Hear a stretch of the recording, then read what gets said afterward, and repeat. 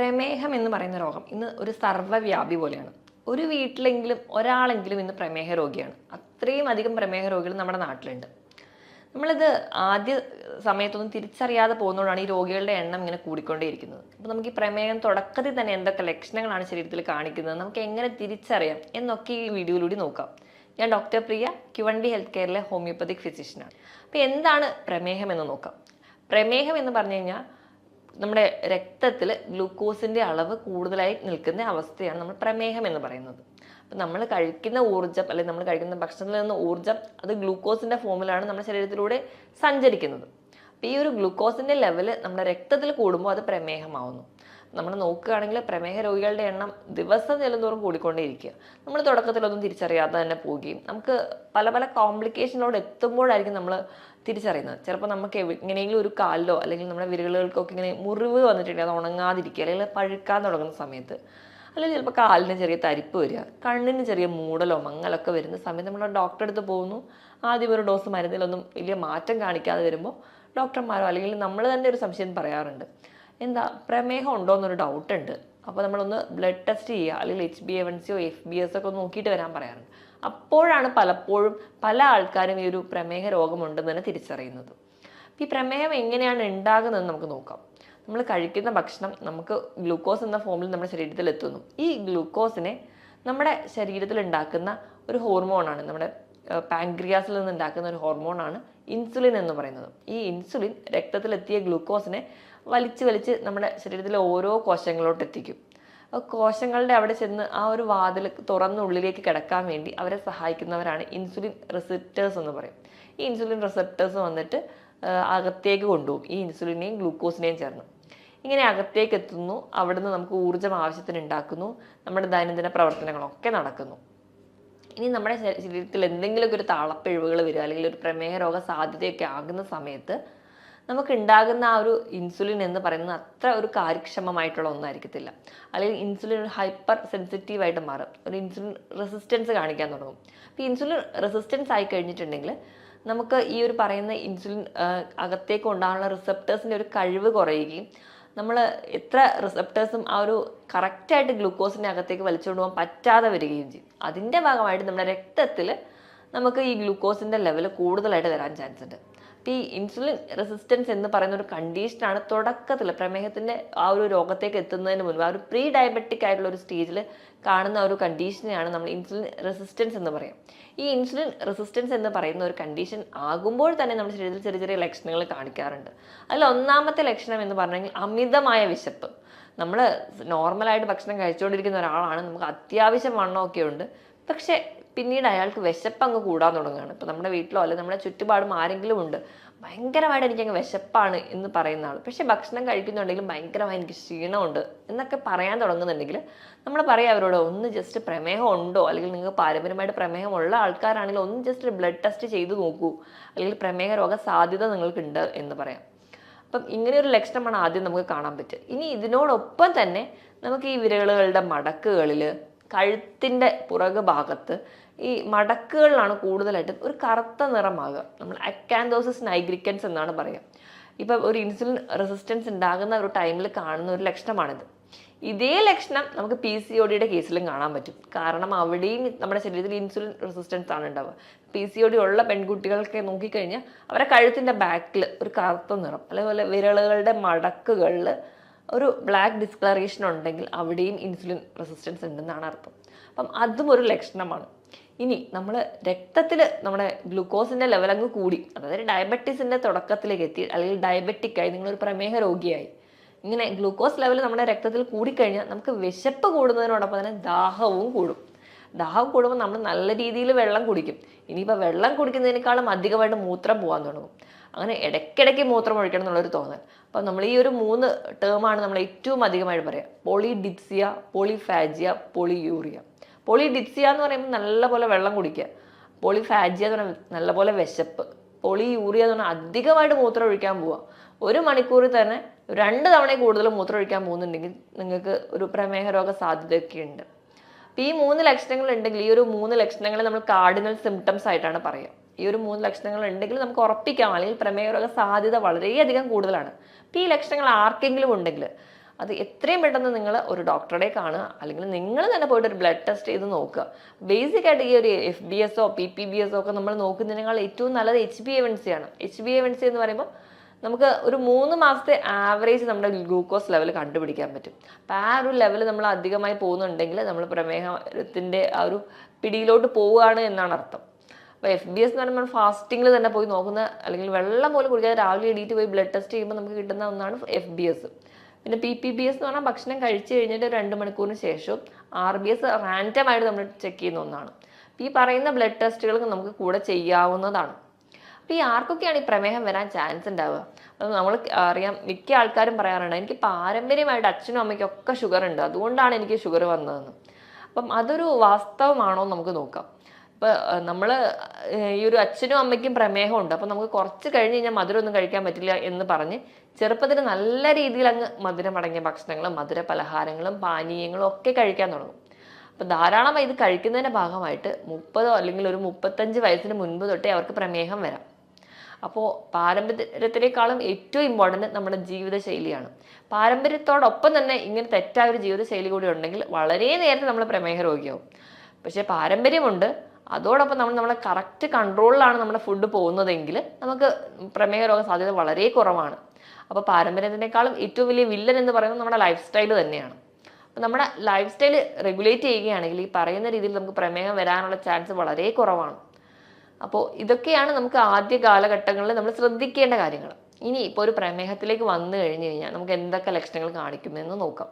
അപ്പോൾ ഏറ്റവും ആദ്യം ഞാൻ പറഞ്ഞതുപോലെ മുറിവ് ഉണങ്ങാനായിരിക്കും പാട്. നമ്മുടെ സ്കിന്നിലൊക്കെ ചിലപ്പോൾ വെറുതെ ഒരു ചൊറിച്ചിലോ അല്ലെങ്കിൽ ഒരു റാഷോ വന്നിട്ടുണ്ടെങ്കിൽ നല്ല രീതിയിൽ നമ്മളങ്ങ് ചൊറിഞ്ഞ് ചെറിയൊരു വൂണ്ട് ഉണ്ടായാൽ മതി, അത് ഉണങ്ങില്ല. അതിപ്പോഴും ഇങ്ങനെ പഴുത്തോണ്ടേയിരിക്കും. നമ്മൾ ഡോക്ടറെ അടുത്ത് പോയി എത്ര മെഡിസിൻ വെച്ചാലും എത്ര ഡ്രസ്സ് ചെയ്താൽ പോലും അത് ഉണങ്ങാതിരിക്കും. അപ്പോൾ അത് ഒരു പ്രമേഹത്തിന് ഏറ്റവും വലിയ പ്രശ്നമാണ്.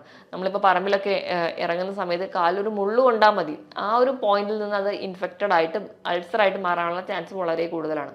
അപ്പം നമുക്കറിയാം ഈ ഡയബറ്റിസ് ഫുഡ് പോലെയുള്ള കണ്ടീഷൻസ്, കാരണം ഒരു പ്രമേഹ രോഗിക്ക് ഇങ്ങനെ ഒരു കണ്ടീഷൻ വന്നു കഴിഞ്ഞാൽ മുറിച്ച് കളയാൻ മാത്രമേ വഴിയുള്ളൂ. അപ്പോൾ അങ്ങനത്തെ ചില പ്രശ്നങ്ങൾ ഉണ്ട്. ഇനി അടുത്തൊരു കംപ്ലൈൻ്റ് ആയിട്ട് ആൾക്കാർ പലരും പറയുന്നതാണ് കണ്ണിന് കാഴ്ച കുറയുക, ഒരു മൂടലുണ്ട് അല്ലെങ്കിൽ ഒരു മങ്ങലുണ്ട്, ദൂരക്കാഴ്ച കുറയുന്നു എന്നുള്ളത്. ഇത് നമുക്ക് നമ്മുടെ കണ്ണിനെ ബാധിക്കുമ്പോൾ ഉണ്ടാകുന്ന ചേഞ്ചസ് ആണ്. ഡയബറ്റിക് റെറ്റിനോപ്പതി ആയിട്ട് വരാം. അപ്പം നമുക്ക് ഇത് പോലെയുള്ള ബുദ്ധിമുട്ടുകൾ, വണ്ടി ഓടിക്കാൻ അല്ലെങ്കിൽ കുറച്ച് സന്ധ്യ കഴിഞ്ഞാൽ വണ്ടി ഓടിക്കാനുള്ളൊരു ബുദ്ധിമുട്ട് തുടങ്ങിയ പ്രശ്നങ്ങളായിട്ട് പറയാറുണ്ട്. ഇനി ഇത് കഴിഞ്ഞ് കഴിഞ്ഞാൽ അടുത്തൊരു ലക്ഷണം എന്ന് പറഞ്ഞിട്ടുണ്ടെങ്കിൽ ഭയങ്കരമായിട്ടുള്ളൊരു ക്ഷീണമാണ്. ഭക്ഷണം നല്ലപോലെ കഴിക്കുന്നുണ്ടാവും, പക്ഷെ ബോഡി വെയിറ്റ് അങ്ങ് കൂടുന്നുണ്ടാവില്ല, ആൾ മെലിഞ്ഞിരിക്കുന്നതാണ്. അതോടൊപ്പം തന്നെ ഭയങ്കരമായിട്ടുള്ളൊരു ക്ഷീണം, നല്ലപോലെ ദാഹം, ഇടയ്ക്കിടയ്ക്ക് മൂത്രം ഒഴിക്കാനുള്ള തോന്നൽ. പിന്നെ പറയുന്ന ഒന്നാണ് കാലിന് പെരുപ്പ് പോലെയുള്ള പ്രശ്നം. ഡയബറ്റിക് ന്യൂറോപ്പതിയാണത്. നമ്മുടെ നാഡികളെ ബാധിക്കും. നമ്മുടെ പ്രമേഹം നമ്മുടെ നാഡികളെ ബാധിക്കുന്ന സമയത്താണ് കൂടുതൽ ആൾക്കാരും പറയാറുണ്ട് കാലിൻ്റെ എല്ലാ വിരലുകളും ഭയങ്കരമായിട്ട് തരിപ്പാണ്. ചില ആൾക്കാർ പറയുമ്പോൾ ഞാൻ വെറുതെ ജോലി ചെയ്യുമ്പോൾ ഒന്നും എനിക്ക് കുഴപ്പമുണ്ടാവില്ല, ഞാൻ വെറുതെ ഇരിക്കുമ്പോൾ ഭയങ്കരമായിട്ട് തരിപ്പാണ്, കാല് നിലത്ത് വെക്കാൻ പറ്റുന്നില്ല, കാലിൽ ഭയങ്കര പുകച്ചിലാണ്, കൈവെള്ളയിൽ പുകച്ചിലാണ്, ഇങ്ങനത്തെ പ്രശ്നങ്ങളൊക്കെ പറയാറുണ്ട്. നമ്മുടെ നാഡികളെ ബാധിക്കുന്ന ഏതൊരു കണ്ടീഷനുമാണ് നമുക്ക് തരിപ്പും പുകച്ചിലും ഒക്കെ ആയിട്ട് തോന്നുക. അപ്പോൾ അങ്ങനെ ഡയബറ്റിക് നമ്മുടെ ന്യൂറോപ്പതിയായിട്ട് നിൽക്കും. ഇനി ഇപ്പം കിഡ്നീനെ ബാധിക്കാം, അത് നെഫ്രോപ്പതിയാവും. അപ്പം നമ്മുടെ കിഡ്നിയിലൂടെ പല ബ്ലഡ് വെസൽസിലൂടെ ചെല്ലുന്ന രക്തത്തിനെ അരിച്ച് പുറത്തേക്ക് കളയുന്നത്, മൂത്രമായി പുറത്തേക്ക് കളയുന്നത് നമ്മുടെ കിഡ്നിയാണ്. അപ്പോൾ ആ ഒരു അരിപ്പയിലെല്ലാം വിള്ളൽ വരികയും അവിടെ പ്രശ്നങ്ങൾ വരികയും നമുക്ക് വേണ്ട പല മിനറൽസും പ്രോട്ടീൻസും ന്യൂട്രിയൻസും ഒക്കെ പുറത്തേക്ക് പോവുകയും നമുക്ക് വേണ്ടാത്ത പലതും നമ്മുടെ ശരീരത്തിൽ കെട്ടി നിൽക്കുകയും ഒക്കെ ആയി നമുക്ക് കാലിന് നീരായിട്ടോ അല്ലെങ്കിൽ നമ്മുടെ കിഡ്നീനെ ബാധിക്കുന്നതിന് ഭാഗം അങ്ങനെയും പോവാം. ഇനി സ്കിന്നിൽ ഇങ്ങനെ അൾസർ ഉണ്ടാകുന്നതിനോടൊപ്പം തന്നെ നമ്മുടെ സ്കിന്നിൽ തൊലി ഭയങ്കരമായിട്ട് കട്ടി വെക്കുക. ഇപ്പോൾ കാലിൻ്റെ അടിയിലൊക്കെ ആണെങ്കിൽ തൊലി ഭയങ്കരമായിട്ട് കട്ടി വെക്കുക, വിണ്ട് കീറൽ ഉണ്ടാവുക, നല്ല പോലെയുള്ള ആ ഒരു കട്ടിപ്പാളിയായിട്ട് പോവുക, ഇങ്ങനത്തെ പ്രശ്നങ്ങളും കാണിക്കാറുണ്ട്. ഇതിന് പുറമെ പ്രമേഹ രോഗികളിൽ നമുക്ക് മൂത്രത്തിൽ പഴുപ്പ് ഇടയ്ക്കിടയ്ക്ക് വരുന്ന കാണാം, യൂറിനറി ട്രാക്ട് ഇൻഫെക്ഷൻ. പൊതുവെ ഈ UTI പുരുഷന്മാർക്ക് കുറവാണ്, സ്ത്രീകൾക്കാണ് കൂടുതലായിട്ടും വരാറ്. പക്ഷേ ഈ പ്രമേഹ രോഗി ആണെങ്കിൽ അത് ഇടയ്ക്കിടയ്ക്ക് വരാനുള്ള ചാൻസ് വളരെ കൂടുതലാണ്. അതുപോലെ തന്നെയാണ് നമുക്ക് ഓറൽ ത്രഷ് എന്ന് പറയാം, നമ്മുടെ വായിൽ ഇടയ്ക്കിടയ്ക്ക് പൂപ്പൽ ബാധ വരിക, ഒരു വെളുത്ത പാട പോലെ വരിക, നല്ല ചുമന്നിരിക്കുക വായു, ഭക്ഷണം ഒന്നും കഴിക്കാൻ പറ്റില്ല, തീരെ എരിവ് പോലും കഴിക്കാൻ പറ്റാത്ത രീതിയിൽ ഭയങ്കരമായിട്ട് ഭക്ഷണം കഴിക്കുന്നതിലൊക്കെ ബുദ്ധിമുട്ടായി പ്രസന്റ് ചെയ്യുന്ന ഒന്നാണ് ഓറൽ ത്രഷ്. ഇങ്ങനെ ഒരു ബുദ്ധിമുട്ട് കാണാറുണ്ട്. ഇനി സ്ത്രീകളുടെ കേസ് എടുക്കുകയാണെങ്കിൽ വജൈന അല്ലെങ്കിൽ യോനി ഭാഗത്ത് ഭയങ്കര ചൊറിച്ചിൽ വരിക, അവിടെ ഇൻഫെക്ഷൻസ് റിക്കറന്റ് ചെയ്ത് വരിക, പിന്നെ അതുപോലെ തന്നെ ലുക്കോറിയ പോലെയുള്ള ഡിസ്ചാർജുകളായിട്ട് പ്രസന്റ് ചെയ്യുക, ഇങ്ങനെയുള്ള പ്രശ്നങ്ങളും ആ ഒരു ഏരിയ ഭയങ്കര ഡ്രൈ ആയി പോവുക, ഈ പറയുന്ന ബുദ്ധിമുട്ടുകൾ സ്ത്രീകളിലും കാണിക്കാറുണ്ട്. ഇനി ഇപ്പോൾ സ്കിന്നിൽ ഇതിന് പുറമേ ആയിട്ട് ബ്ലിസ്റ്റേഴ്സ് ആയിട്ട് പ്രസന്റ് ചെയ്യാറുണ്ട്. ചെറിയ ചെറിയ കുമിളകളായിട്ട് നമ്മുടെ കാലിൻ്റെ എല്ലിൻ്റെ മുകളിലും ഒക്കെ പ്രസന്റ് ചെയ്യാറുണ്ട്. ആ ഒരു ഏരിയയിലുള്ള സ്കിന്ന് ഭയങ്കരമായിട്ട് കറുത്ത് പോവുക, ഈ കൈകളിലെ മടക്കിലെ പോലെ തന്നെ കാൽ ഭാഗത്തൊക്കെ സ്കിന്ന് ഭയങ്കരമായിട്ട് കറുത്ത നിറത്തിലേക്ക് മാറുക, നല്ല ഫെയർ ആയിട്ടിരുന്ന ഒരാളായിരിക്കും, പെട്ടെന്ന് തന്നെ നമ്മുടെ ആ സ്കിന്നിലെ പിഗ്മെന്റഡ് ആവുക, ഇങ്ങനത്തെയുള്ള ചേഞ്ചസും സ്കിന്നിൽ കാണിക്കാറുണ്ട്.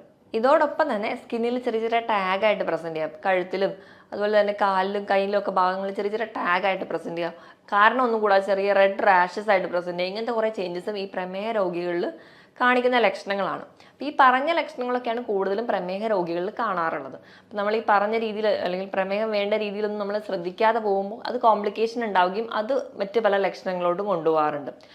എന്തെങ്കിലും ഈ പറയുന്ന ലക്ഷണങ്ങൾ നമുക്ക് ആർക്കെങ്കിലും ഒക്കെ ഉണ്ടെങ്കിൽ നിങ്ങൾ എത്രയും പെട്ടെന്ന് ഡോക്ടറെ കൺസൾട്ട് ചെയ്ത് കൃത്യമായ ബ്ലഡ് ടെസ്റ്റും നല്ല രീതിയിൽ നമ്മുടെ ഫുഡ് കൺട്രോളും ഉണ്ടെങ്കിൽ നമുക്ക് ആദ്യത്തെ ഒരു സ്റ്റേജിലൊക്കെയാണ് നമുക്കത് ഭക്ഷണ നിയന്ത്രണത്തിലൂടെ തന്നെ നമുക്ക് കൊണ്ടുപോകാൻ പറ്റും.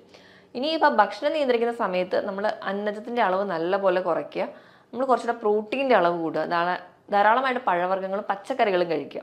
ഇനി ഇതോടൊപ്പം തന്നെ ഒരു ഇൻ്റർമീഡിയറ്റ് ഫാസ്റ്റിംഗ് കൂടി ഉണ്ടെങ്കിൽ നമുക്ക് പ്രമേഹം ഈസി ആയിട്ട് കൺട്രോൾ ചെയ്യാൻ പറ്റും. വൈകുന്നേരത്തെ ഡിന്നർ നേരത്തെ കഴിക്കുക, പിറ്റേ ദിവസം ബ്രേക്ക്ഫാസ്റ്റ് കുറച്ച് ലേറ്റ് ആയാലും കുഴപ്പമില്ല, ഒരു 14 മണിക്കൂറെങ്കിലും ഇതിനിടയിൽ ഒരു ഗ്യാപ്പ് ഉണ്ടെങ്കിൽ ആ ഒരു ഇൻ്റർമീഡിയറ്റ് ഫാസ്റ്റിംഗ് ആവും. അതുവഴി നമുക്ക് കുറച്ചും കൂടി ആ ഒരു ഡയറ്റ് കൂടി എടുക്കുകയാണെങ്കിൽ നമുക്ക് ഈസി ആയിട്ട് നമ്മുടെ ഡയബറ്റീസ് കൺട്രോൾ ചെയ്യാൻ പറ്റുന്ന ഒരു കണ്ടീഷനാണ്. നമ്മൾ കഴിക്കേണ്ട ഭക്ഷണം എന്ന് പറഞ്ഞിട്ടുണ്ടെങ്കിൽ മാക്സിമം നമ്മൾ ഇലക്കറികൾ, പഴവർഗ്ഗങ്ങൾ, പച്ചക്കറികളൊക്കെ കഴിക്കും. ഇപ്പോൾ പഴവർഗ്ഗങ്ങൾ എടുക്കുമ്പോൾ അധികം മധുരമില്ലാത്ത പഴവർഗ്ഗങ്ങൾ കഴിക്കാൻ വേണ്ടി ശ്രദ്ധിക്കുക. അതായത് ഗ്ലൈസീമിക് ഇൻഡെക്സ് കുറഞ്ഞ പഴവർഗ്ഗങ്ങൾ, നിങ്ങൾക്ക് അതിനായിട്ട് ആപ്പിളോ അല്ലെങ്കിൽ അധികം പഴുക്കാത്ത ഏത്തപ്പഴം കഴിക്കാം, അല്ലെങ്കിൽ റോബസ്റ്റ പോലെയുള്ള പഴങ്ങൾ കഴിക്കാം. അപ്പോൾ മുന്തിരിക്കയാണെങ്കിൽ 8-10 എണ്ണം നിങ്ങൾ കഴിക്കാം. പക്ഷേ ദിവസവും ഒരു ഫ്രൂട്ട് മാത്രമേ കഴിക്കാവുള്ളൂ. ഇപ്പോൾ പേരയ്ക്കൊക്കെ ആണെങ്കിൽ വളരെ നല്ലതാണ് ഇപ്പോൾ പ്രമേഹ രോഗികൾക്ക് കഴിക്കാനാണെങ്കിൽ. അപ്പം ഏതെങ്കിലും ഒരു ഫ്രൂട്ട് നമ്മൾ ഒരു ദിവസം കഴിക്കുകയാണെങ്കിൽ നമുക്ക് ഹെൽത്തി ആയിട്ട് നമ്മുടെ പ്രമേഹത്തിനെ കൺട്രോൾ ചെയ്യാൻ പറ്റും. മാക്സിമം നിങ്ങൾ വെള്ള അരി ഉപയോഗിക്കുന്നവരാണെങ്കിൽ അത്, അല്ലെങ്കിൽ പോളിഷ്ഡ് ആയിട്ടുള്ള മൈദയോ അല്ലെങ്കിൽ എന്ത് ആയിക്കോട്ടെ അത് ഉപയോഗിക്കുന്നവരാണെങ്കിൽ അത് കഴിവതും കുറയ്ക്കും. ഇപ്പം ഇനി പ്രമേഹത്തിനെ നിയന്ത്രിക്കാൻ വേണ്ടി മിക്ക ആൾക്കാരും ഡിപ്പെൻഡ് ചെയ്യുന്ന ഒന്നാണ് ഓട്സ് എന്ന് പറയുന്നത്. നമ്മൾ ഓട്സ് എടുക്കുമ്പോൾ നമ്മൾ ശ്രദ്ധിക്കേണ്ടത് പോളിഷ്ഡ് ഓട്സ് ഒഴിവാക്കുക, പകരം ഹോൾ ഗ്രെയിൻ ആയിട്ടുള്ള കുറച്ച് കട്ടിയോട് കൂടിയായിട്ടുള്ള ഒരു ഓട്സ് ഉണ്ടാവും. അപ്പോൾ അത് മേടിച്ച് കുക്ക് ചെയ്യാൻ വേണ്ടി ശ്രദ്ധിക്കുക. പിന്നെ അത് പാചകം ചെയ്യുന്ന രീതിയിലാണെങ്കിലും നമ്മൾ എപ്പോഴും ഇൻസ്റ്റൻറ്റ് ഓട്സ് എടുത്ത് നമ്മൾ പാലിൽ അല്ലെങ്കിൽ വെള്ളത്തിൽ കുറുക്കി കഞ്ഞിയായിട്ട് കഴിക്കാനാണ് താല്പര്യപ്പെടുക, അല്ലെങ്കിൽ ആ ഒരു കുറുക്ക് ഫോമിലോട്ട് കഴിക്കാനാണ് താല്പര്യപ്പെടുക. അത് നമുക്ക് ഗ്ലൈസിമിക് ഇൻഡെക്സ് വളരെയധികം കൂടാനുള്ള കാരണമാവും. അപ്പോൾ അതിന് പകരമായിട്ട് നിങ്ങൾ മാക്സിമം ഉപ്പുമാവ് അല്ലെങ്കിൽ പുട്ട്, ഇത് രണ്ടും ഗ്ലൈസിമിക് ഇൻഡെക്സ് പൊതുവേ ഓട്സിൽ കുറഞ്ഞതാണ്. അപ്പം ഇത് രണ്ടും കുക്ക് ചെയ്ത് കഴിക്കാൻ വേണ്ടി ശ്രദ്ധിക്കും. ഇപ്പോൾ പച്ചക്കറി ധാരാളം ഇട്ടിട്ട് നിങ്ങൾക്ക് ഉപ്പുമാവ് കഴിക്കുകയാണെങ്കിൽ നമ്മൾ ഹെൽത്തി ആയിട്ട് ഇരിക്കാനും പറ്റും, ഗ്ലൈസിമിക് ഇൻഡെക്സ് വളരെ കുറവായിരിക്കും. അപ്പോൾ അങ്ങനെയുള്ള ഹെൽത്തി ആയിട്ടുള്ള ഫുഡുകൾ ഡിപ്പെൻഡ് ചെയ്യാൻ വേണ്ടി നോക്കുക. വൈകുന്നേരത്തെ ഒരു ഡിന്നർ എന്ന് പറഞ്ഞാൽ നിങ്ങൾ സാലഡിലൂടെ മാത്രം ഒതുക്കുക.